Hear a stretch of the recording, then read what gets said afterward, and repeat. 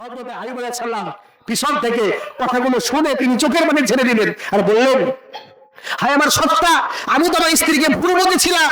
আসলে তাহলে আমার স্ত্রী চুরি করে নাই, সে তো চোর না, সে তো চুরি করে নাই, সে তো চুল বিক্রি করেছে আমার খাবারের জন্য, আমার খাবারের জন্য চুল বিক্রি করেছে।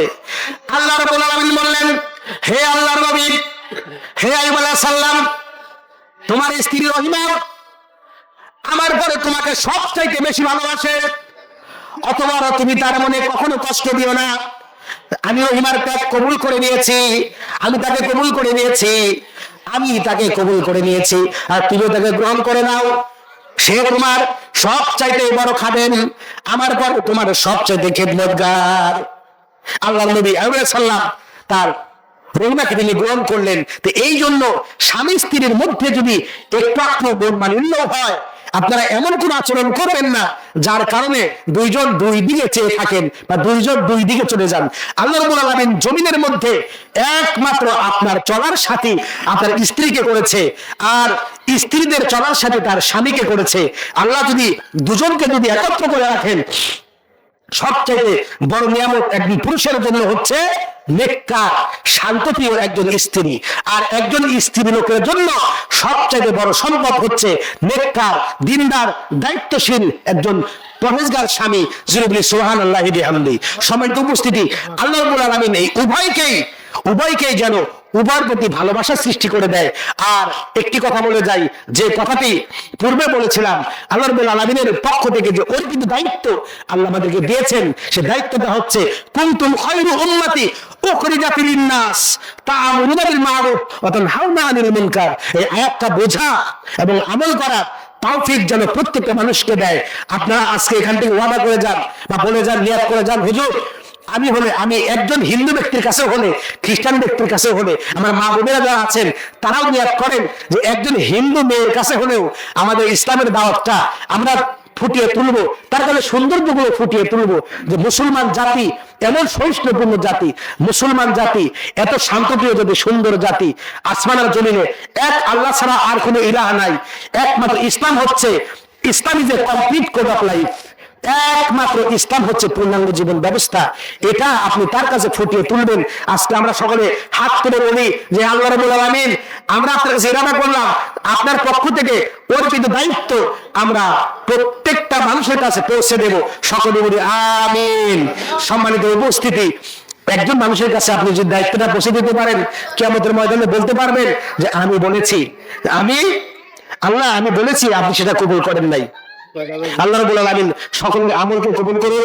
এই আলোচনার উপরে আমাকেও আমল করার তৌফিক দিক, আপনাদের সকলকেই আমল করার তৌফিক দিক, সকলকেই ইসলামের মূল মাহাত্ম্যগুলো বুঝার তৌফিক দিক, আমল করার তৌফিক দিক।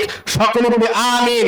আমরা সকলে এখন আল্লাহর কাছে একটু সকলে তাওবা করব, আল্লাহর কাছে সকলে একটু তাসবিহ জপব, আল্লাহর নবীর প্রতি একটু আমরা খেয়াল করব যে নবী ছাড়া কিয়ামতের ময়দানে আপনাকে আমাকে সুপারিশ করার মতো আর কোন ব্যক্তি আছে বলেন?